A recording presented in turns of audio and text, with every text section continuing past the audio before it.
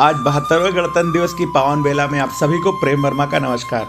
चलिए इसके ऐतिहासिक महत्व पर बात की जाए। एक स्वतंत्र गणराज्य बनने और पूरे देश में कानून व्यवस्था स्थापित करने के लिए भारतीय संविधान को 26 नवंबर 1949 को संविधान सभा ने अपनाया था, जबकि 26 जनवरी 1950 को लोकतांत्रिक सरकार प्रणाली के साथ इसे लागू किया गया।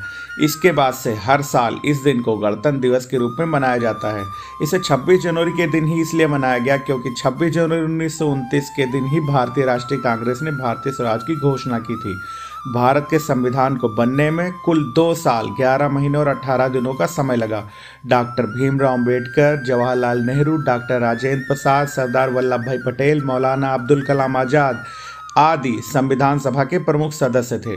संविधान की निर्माण समिति में कुल 284 सदस्य थे और 22 समितियां थीं, जिसमें प्रारूप समिति सबसे प्रमुख और महत्वपूर्ण समिति थी, जिसके अध्यक्ष डॉक्टर भीमराव अंबेडकर थे।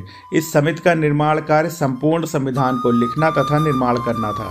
प्रारूप समिति ने विशेष रूप से डॉक्टर भीमराव अंबेडकर ने भारतीय संविधान का निर्माण कर संविधान सभा के अध्यक्ष डॉक्टर राजेंद्र प्रसाद को 26 नवंबर 1949 को सौंपा।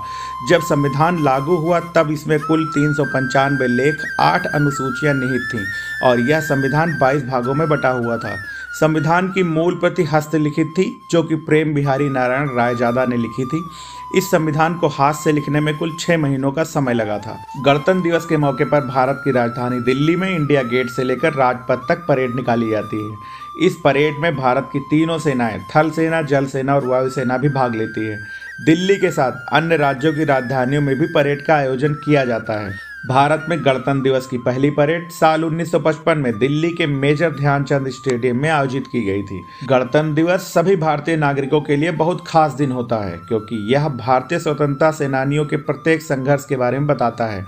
विविधता में एकता इस देश की मूलभूत पहचान है। हमें गर्व है कि हम ऐसे संवैधानिक राष्ट्र के नागरिक हैं।